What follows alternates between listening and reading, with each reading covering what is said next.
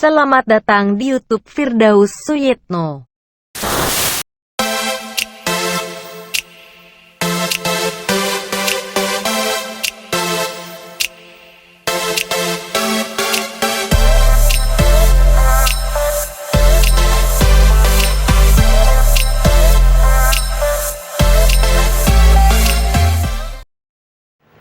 Assalamualaikum warahmatullahi wabarakatuh. Apa kabar semuanya? Semoga selalu diberikan kesehatan.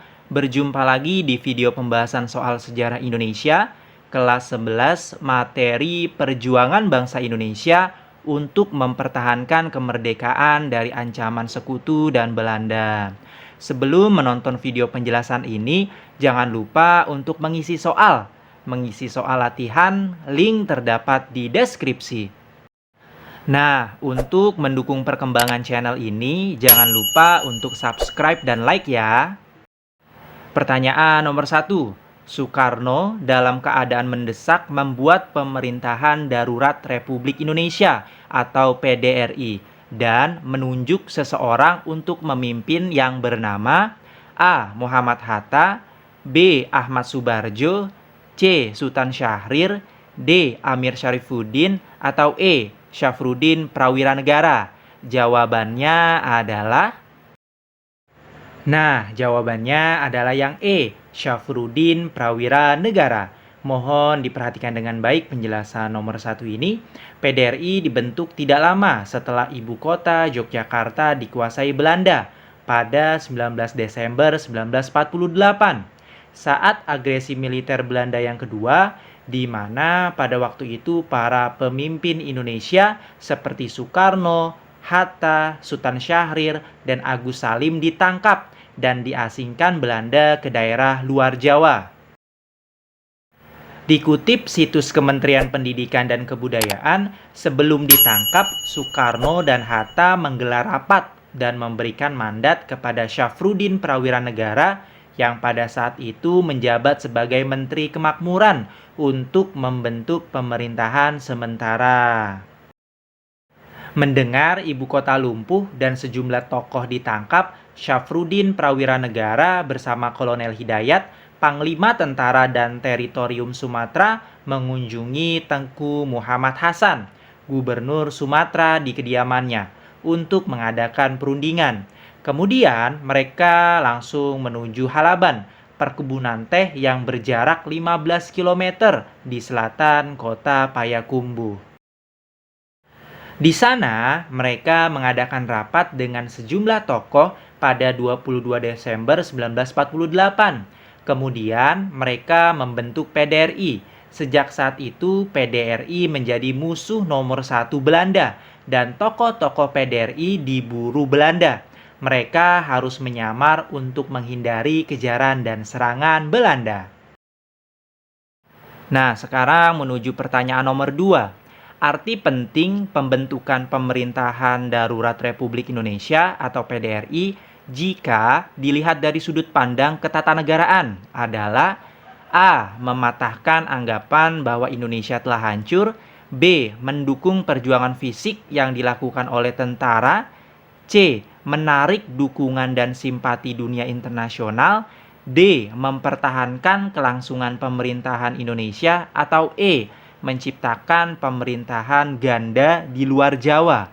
Jawabannya adalah betul, jawabannya adalah yang D. Mempertahankan kelangsungan pemerintahan Indonesia. Mohon diperhatikan dengan baik ya. Peran PDRI sangat penting dalam mempertahankan kemerdekaan Indonesia. Tidak hanya mengisi kekosongan pemerintahan, PDRI berhasil menjalin hubungan dengan negara-negara lain, di mana informasi-informasi tentang keberadaan dan perjuangan Indonesia disebarluaskan ke berbagai penjuru dunia, sehingga negara-negara lain tahu mengenai keadaan Indonesia yang sesungguhnya. PDRI berakhir ketika Perjanjian Rumruyen yang disepakati oleh Belanda dan Indonesia disahkan pada 1 Juli 1949 tercapai. Pada perjanjian tersebut, semua tawanan politik yang diasingkan oleh Belanda dilepaskan tanpa syarat dan dikembalikan ke Yogyakarta. Bagaimana penjelasannya? Semoga dapat dipahami dengan baik ya. Nomor 3, perhatikan pernyataan berikut ini. Yang pertama Jawa, yang kedua Sumatera, yang ketiga Madura, yang keempat Sulawesi, dan yang kelima Kalimantan. Berdasarkan pernyataan tersebut, wilayah Indonesia berdasarkan Perjanjian Linggarjati ditunjukkan pada nomor A 1, 2, dan 3, B 1, 2, dan 4, C 1, 2, dan 5, D 2, 4, dan 5, atau E 3, 4, dan 5. Jawabannya adalah betul, jawabannya adalah yang A, 1, 2, dan 3. Mohon diperhatikan dengan baik penjelasan ini. Perundingan Linggarjati antara Indonesia dan Belanda untuk membahas soal status kemerdekaan Indonesia. Hasil keputusannya antara lain, yang pertama, pemerintah Belanda mengakui kedaulatan Indonesia secara de facto atas Jawa, Madura, dan Sumatera. Yang kedua, pemerintah Belanda dan Indonesia bersama-sama menyelenggarakan berdirinya sebuah negara federal bernama Negara Indonesia Serikat. Yang ketiga, pemerintah negara Indonesia Serikat akan bekerja sama dengan pemerintah Belanda dengan membentuk Uni Indonesia Belanda. Menuju pertanyaan nomor 4. Perhatikan pernyataan berikut ini. Yang pertama Sultan Syahrir, yang kedua Muhammad Hatta, yang ketiga Soekarno, yang keempat Sultan Hamid II, dan yang kelima Sultan Hamengkubuwono ke-9. Berdasarkan pernyataan tersebut, tokoh delegasi Indonesia dalam Perjanjian Linggarjati ditunjukkan pada nomor A 1, B 2, C 3, D 4, atau E 5. Jawabannya adalah betul, jawabannya adalah yang A, Sultan Syahrir. Dalam Perjanjian Linggarjati terdapat beberapa tokoh yang datang sekaligus mewakili masing-masing pihak. Berikut tokoh yang terdapat dalam perjanjian bersejarah tersebut. Indonesia diwakili oleh Sultan Syahrir. Belanda diwakili oleh Sermerhom sebagai ketua. Dan Inggris selaku penanggung jawab atau mediator diwakili oleh Lord Killern. Menuju pertanyaan nomor 5. Persetujuan Linggarjati ditanggapi masyarakat Indonesia secara pro dan kontra. Langkah pemerintah untuk memperoleh dukungan adalah A. Mendekati golongan-golongan kontra, B. Menambah keterwakilan dalam keanggotaan KNIP, C. Tidak menghiraukan pendapat masyarakat, D. Mencari dukungan di kalangan nasionalis, atau E. Mencari dukungan di kalangan agama. Jawabannya adalah jawabannya yang B. Menambah keterwakilan dalam keanggotaan KNIP. Mohon diperhatikan dengan baik penjelasan ini ya. Pada satu sisi, Indonesia semakin kuat karena mendapat pengakuan Belanda terhadap kemerdekaan Indonesia. Namun, di sisi lain, Indonesia sangat dirugikan dengan hasil Perjanjian Linggarjati. Berikut kerugian Indonesia. Belanda hanya mengakui pengakuan secara de facto Pulau Jawa, Madura, dan Sumatera sebagai daerah kedaulatan atau kekuasaan Indonesia. Hal ini membuat kedaulatan Indonesia semakin sempit. Kekuasaan Belanda di Indonesia masih besar, sehingga Indonesia belum sepenuhnya mendapat pengakuan kedaulatan dari Belanda. Perjanjian Linggarjati tidak menyelesaikan konflik. Hal ini terlihat dari adanya serangan Belanda melalui agresi militer Belanda yang pertama. Dilansir dari Kementerian Pendidikan dan Kebudayaan, beberapa bulan setelah Perjanjian Linggarjati ditandatangani, Belanda mengingkarinya dengan melakukan agresi militer Belanda yang pertama. Alasannya karena ingin menjadikan Indonesia sebagai negara persemakmuran. Belanda melakukan agresi militernya ke daerah Jawa Barat, Jawa Tengah, Jawa Timur, dan Sumatera. Hal ini turut diikuti dengan gerakan perlawanan di berbagai daerah di Indonesia. Menuju pertanyaan ke nomor 6. Perundingan Renville, Indonesia memilih seorang delegasi dari Australia untuk menjadi wakil dalam perundingan bernama A. Lord Killern, B. Richard Kirby, C. Walter Foote, D. Van Rooyen, atau E. Frank Graham. Jawabannya adalah yang B. Richard Kirby. Mohon diperhatikan dengan baik. PBB sebagai organisasi perdamaian internasional juga turut andil peran dalam permasalahan konflik antara Indonesia dan Belanda. Pada tanggal 31 Juli 1949, Dewan Keamanan PBB mengagendakan agenda sidang untuk membahas permasalahan Indonesia dan Belanda. Dalam sidang tersebut, India, Australia, Amerika Serikat, dan Uni Soviet sangat aktif dalam mendukung Republik Indonesia. Sidang PBB pada tanggal 1 Agustus 1949 menghasilkan sebuah resolusi Dewan Keamanan PBB yang berisi seruan kepada Indonesia dan Belanda untuk menghentikan tembak-menembak dan menyelesaikan konflik mereka dengan cara damai.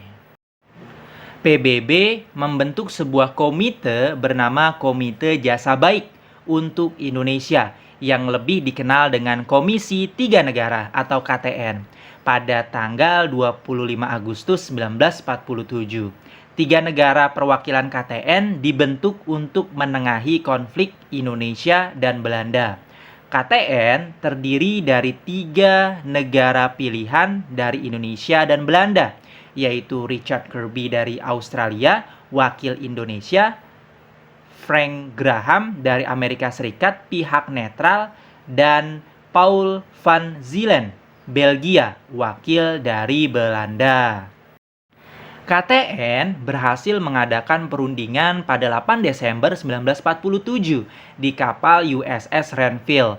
Perundingan Renville dihadiri oleh Amir Syarifuddin, perwakilan Indonesia, Abdul Qadir Wijoyaatmojo, orang Indonesia yang pro Belanda, dan Frank Graham, perwakilan KTN. Pokok bahasan dalam perundingan Renville adalah upaya gencatan senjata dan penyelesaian masalah garis demarkasi Van Mook.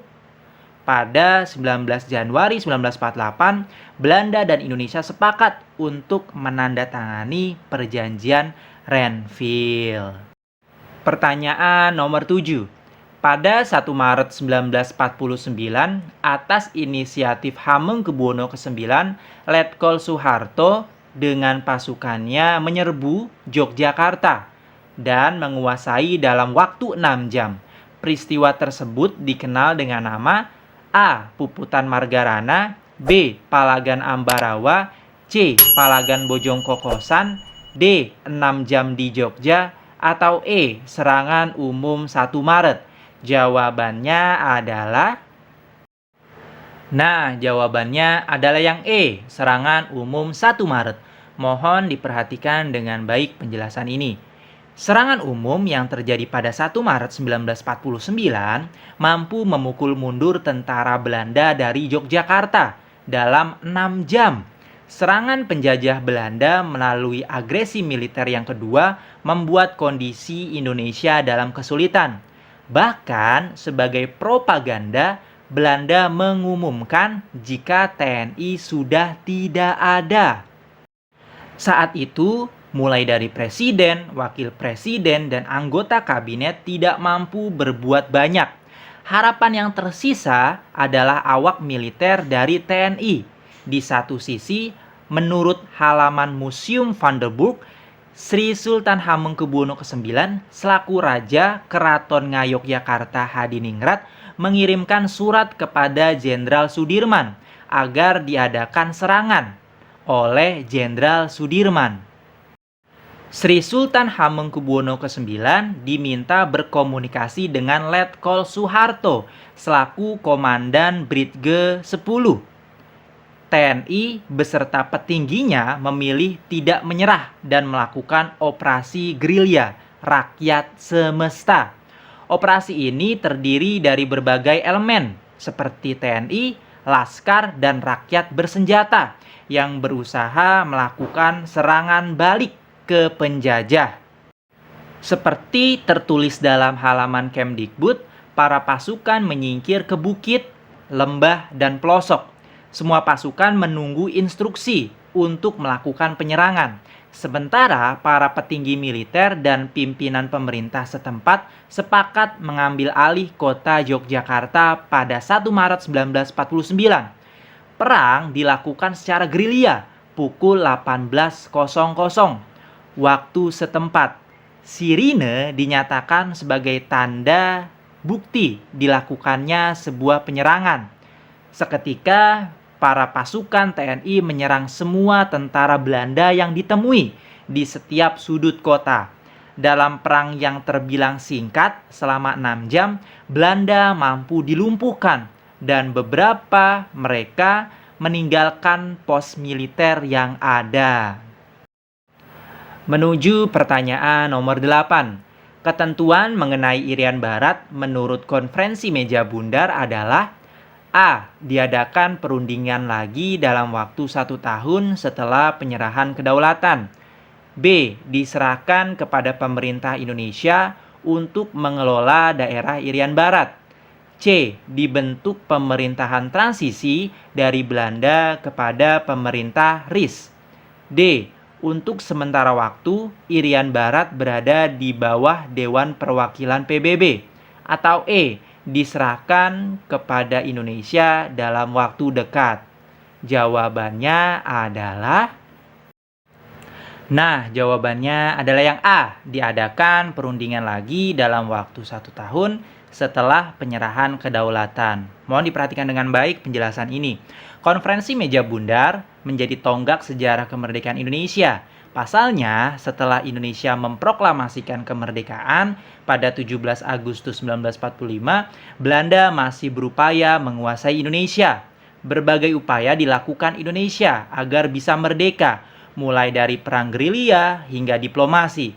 Konferensi Meja Bundar yang digelar di Den Haag, Belanda pada 23 Agustus sampai dengan 2 November 1949 menjadi upaya diplomasi yang berhasil membebaskan Indonesia dari Belanda.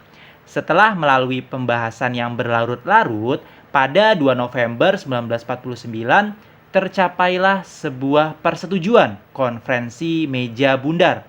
Hasilnya antara lain: Belanda mengakui Republik Indonesia Serikat sebagai negara yang merdeka dan berdaulat.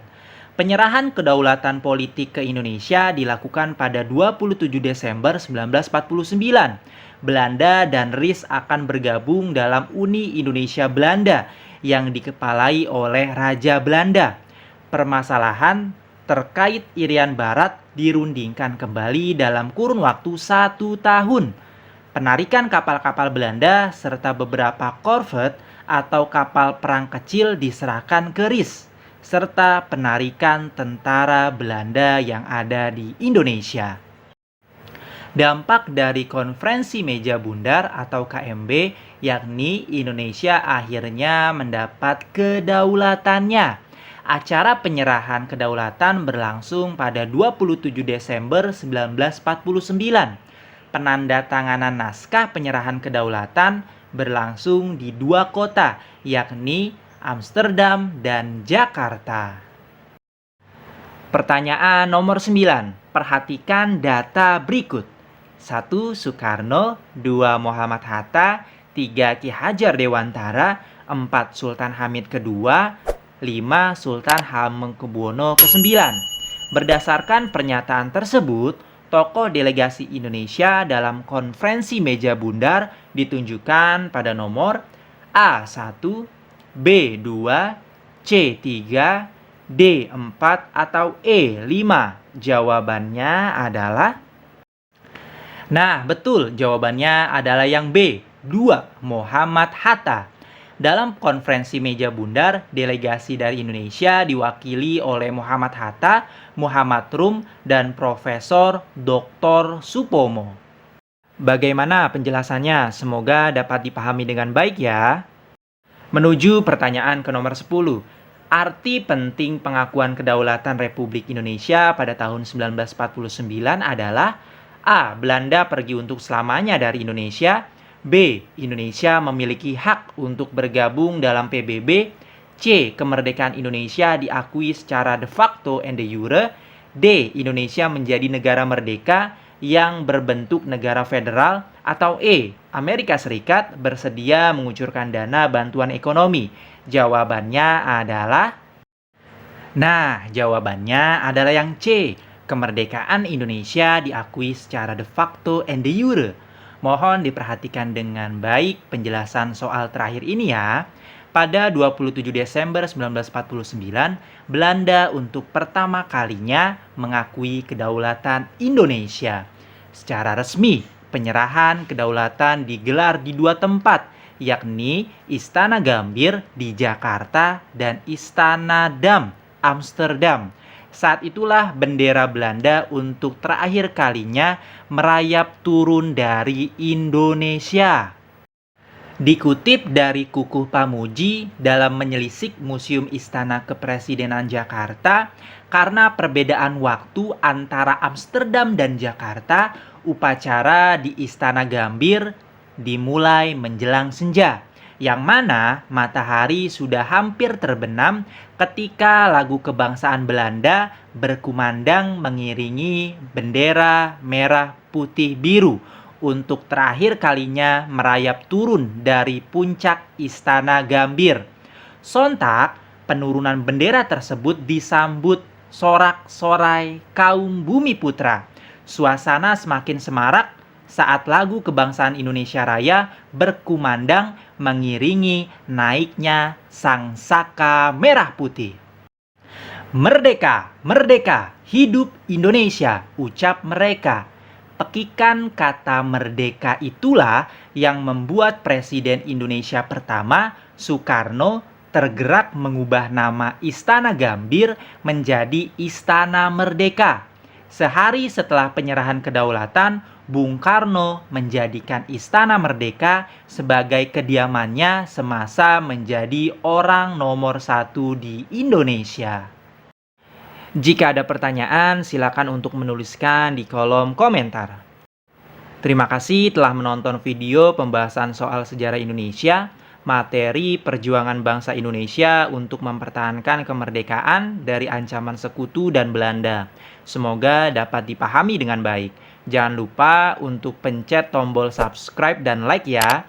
Jika kalian anggap video ini bermanfaat, silakan untuk share ke teman-teman yang lain. Semangat dan sukses selalu. Wassalamualaikum warahmatullahi wabarakatuh.